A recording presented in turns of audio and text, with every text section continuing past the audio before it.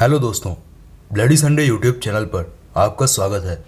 दोस्तों, अगर आपको भूत प्रेत और अलग अलग तरह की सच्ची डरावनी कहानियाँ सुनना पसंद है तो जल्दी से हमारे चैनल को सब्सक्राइब कर लीजिए और साथ ही बेल आइकन को ऑल पर सेलेक्ट करना बिल्कुल मत भूलिएगा। तो चलिए दोस्तों, बढ़ते हैं अपनी आज की कहानियों की ओर और डर को बेहद करीब से देखते हैं।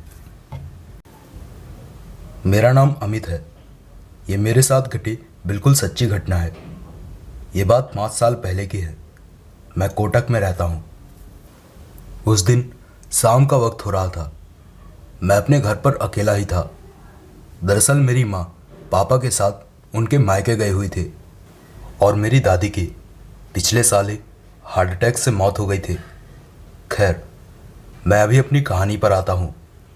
तो उस शाम मैं अकेला अपने रूम पर टीवी देख रहा था। मुझे हॉरर मूवीज़ देखना बहुत पसंद है, तो ठीक उस वक्त भी मैं एक हॉरर मूवी ही देख रहा था। लेकिन फिर कुछ देर बाद ठीक मूवी देखते हुए ही मुझे मेरे घर के बाहर से कुछ शोर होता हुआ सुनाई दिया। तो मैंने झट से टीवी बंद किया और फिर मेरे घर के बाहर किस बात पे शोर मचा हुआ है वो देखने के लिए मैं घर से बाहर आ गया। जब मैं मेरे घर से बाहर आया तो मैंने देखा मेरे घर के ठीक सामने वाले घर पर काफ़ी भीड़ इकट्ठा हो रखी थी और उसी घर से रोने बिलखने की आवाज़ें आ रही थी।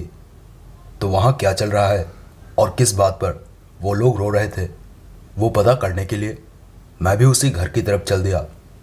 और फिर वहाँ जाकर मुझे मालूम पड़ा कि उस घर पर जो लोग रहते हैं उन्हीं में से एक औरत की मौत हो गई है। उस औरत की लाश उस घर के बाहर ही रखी हुई थी और उस पूरे परिवार में मातम पसरा हुआ था। और वो लोग आपस में बातें कर रहे थे कि रात लगभग होने ही वाली है, तो रात में लाश का दाह संस्कार करना सही नहीं रहेगा। तो वो लोग अगले दिन सुबह में उस लाश को अंतिम क्रिया के लिए ले जाने वाले थे। खैर, मैं आपको सच बताऊं तो मुझे ऐसा मातम का माहौल देखकर और सबको रोता बिलखता हुआ देखकर पता नहीं पर बहुत अजीब सा महसूस होता है। तो मैं फिर वहाँ ज़्यादा देर रुका नहीं और वापस अपने घर में चला आया। फिर रात में जब मेरी फ़ोन पर मेरी माँ से बात हुई तो बातों बातों में ही मैंने माँ को अपने पड़ोस वाले घर पर उस औरत के मरने की बात बताई और ये भी बताया कि उस औरत की लाश को वो लोग आज रात घर पर ही रखे हैं।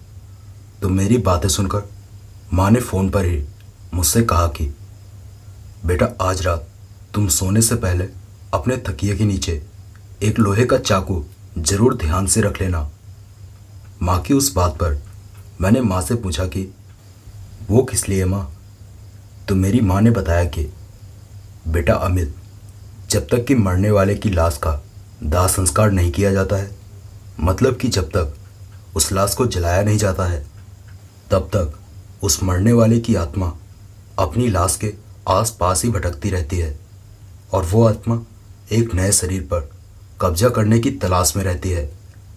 माँ की बातें सुनकर मैं डर से पसीना पसीना हो गया और मैंने माँ से कहा कि प्लीज़ माँ, अब आप शांत हो जाओ, मुझे नींद आ रही है, मैं फ़ोन रखता हूँ।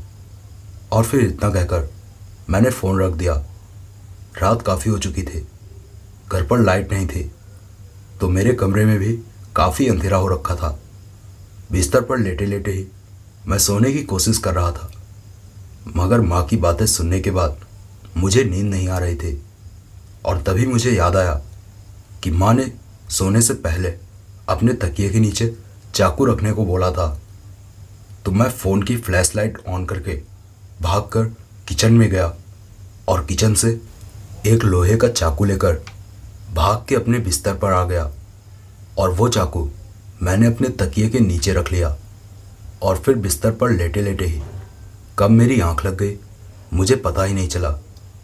फिर आधी रात सोते हुए ही अचानक मुझे मेरी छाती बहुत भारी महसूस होने लगी। मुझे ऐसा लग रहा था जैसे कि कोई बहुत भारी चीज़ एकाएक मेरे ऊपर बैठ गई है। हड़बड़ाकर मैंने अपनी आंखें खोली तो मैंने जो देखा वो देखकर एकाएक मेरी चीख निकल गई और मेरे रोंगटे खड़े हो गए। मैंने देखा मेरे ऊपर एक मुर्दा लाश बैठी थी, जिसे देखते के साथ मेरा पूरा शरीर मानो बर्फ सा जम गया। वो लाश उसी औरत की थी जिसकी मौत मेरे घर के ठीक सामने वाले घर पर हुई थी। अंधेरे में भी उस लाश की आंखें चमक रही थी, बिल्कुल किसी सफ़ेद बल्ब की तरह। उस मुर्दा लाश को देखने के साथ ही मुझे अगले पल तलक का भी कुछ होश न रहा और मैं वहीं बेहोश हो गया। और फिर जब मेरी आंख खुली तब दोपहर हो चुकी थी। होश में आते ही मुझे बीती रात की वो पूरी घटना याद आ गई और वो सब याद में आते ही मैं भागकर घर से बाहर निकलना चाहता था, लेकिन पता नहीं मुझे क्या हुआ था। मुझे मेरा शरीर बहुत ढीला लग रहा था, मानो मेरे शरीर में जान ही न बची हो। मगर फिर जैसे तैसे करके मैं उठा और भागकर घर के बाहर निकला।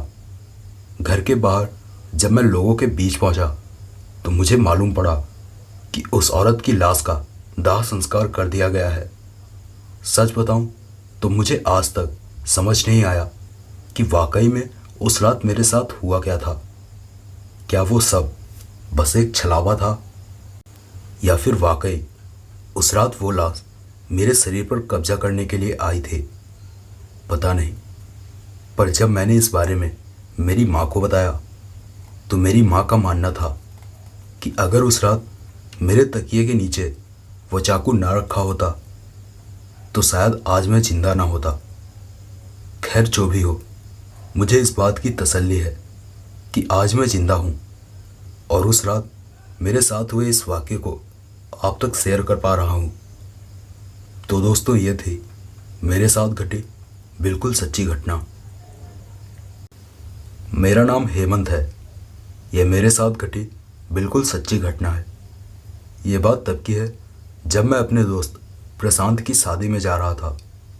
रात के 7 बज चुके थे और मुझे दोस्त की शादी में पहुंचने के लिए बस से जाना था।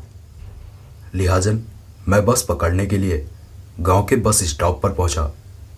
जब मैं बस स्टॉप पर पहुंचा तो वहां आसपास मेरे सिवा कोई भी नहीं था।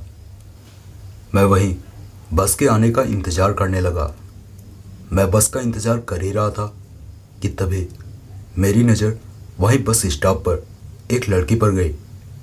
तभी उस लड़की को देखकर मैं सोचने लगा कि अरे, ये लड़की कब यहाँ पर आ गई, जबकि अभी तो यहाँ कोई भी नहीं था। और तो और मैं वहीं पर था और रास्ते की ओर ही देखकर बस के आने का इंतज़ार कर रहा था। तो फिर ये लड़की मेरे पलक झपकते ही अचानक यहाँ कैसे आ गई। उस लड़की ने अपना सर नीचे ज़मीन की तरफ झुका रखा था और तो और वो लड़की अरबी भाषा में कुछ बड़बड़ाए जा रही थी। मैं उस लड़की को देखकर पता नहीं क्यों डरने लगा था और फिर मेरी नज़र उस लड़की के पैरों पर पड़ी तो मैंने जो देखा वो देखकर मेरे पसीने छूट गए और मैं पसीने से लथपथ हो गया। मैंने देखा कि उस लड़की के पैर उल्टे थे और पीछे की ओर मुड़े हुए थे। वो देखकर मैं समझ गया कि ये कोई इंसान नहीं है और उस लड़की ने अपना सर नीचे की ओर झुका रखा था, इसीलिए मुझे उसका चेहरा साफ नहीं दिख पा रहा था। और फिर तभी वो लड़की मेरी तरफ बढ़ने लगी और फिर उस लड़की को अपनी तरफ आता देखकर मेरे रोंगटे खड़े हो गए और मैं वहाँ से भागने लगा। मगर मैं वहाँ से भाग नहीं पा रहा था। मैं एक ही जगह पर दौड़े जा रहा था और फिर तभी वो लड़की अचानक से मेरे सामने आ गई और फिर मैंने उस लड़की का भयानक चेहरा देखा। उस लड़के का भयानक चेहरा देखते ही मेरी जान हलक में अटक गई और सक पकाकर मैं ज़मीन पर गिर पड़ा। मगर तभी उस लड़की ने एक झटके से मेरी गर्दन पकड़ ली और मुझे हवा में ऊपर टांग दिया और फिर वो लड़की ज़ोर ज़ोर से हंसने लगी और उस लड़की ने मेरी गर्दन इतनी बेरहमी से दबा रखी थी कि कुछ ही समय में मेरी सांसें अटकने लगी और मेरा शरीर पीला पड़ने लगा। और फिर तभी मुझे रास्ते पर एक बस आती दिखी और उस बस को देखकर वो भयानक लड़की मुझे ज़मीन पर पटक कर वहाँ से गायब हो गई।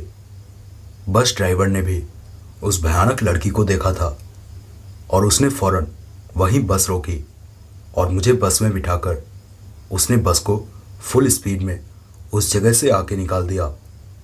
रास्ते पर उस बस ड्राइवर ने बताया कि वो एक लड़की की भटकती आत्मा थी जिसकी इसी बस स्टॉप पर एक बस के नीचे आ जाने से मौत हो गई थी।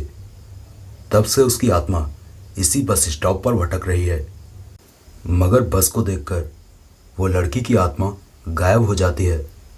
आगे बस ड्राइवर ने बताया कि और जब उस लड़की की भटकती आत्मा को इस बस स्टॉप पर कोई अकेला इंसान दिखता है तब वो उस पर हावी हो जाती है और उसे जान से मारकर उसका खून पीती है।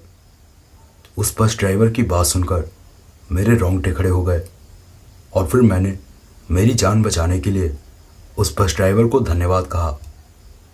आगे मैं अपने दोस्त प्रशांत की शादी में पहुंचा और फिर मैंने उसे अपने साथ घटी सारी घटना के बारे में बताया। मेरी बात सुनकर प्रशांत भी बेहद ही डर गया। खैर, मैंने उसे उसकी शादी की बधाई दी और फिर अगले ही दिन मैं वापस अपने घर लौट आया, मगर इस बार मैं बस की बजाय ट्रेन से सफ़र किया। दोस्तों, वैसे तो इस घटना को हुए अब काफ़ी वक्त गुजर गया है, मगर आज भी उस दिन की घटना को याद करके मेरे रोंगटे खड़े हो जाते हैं।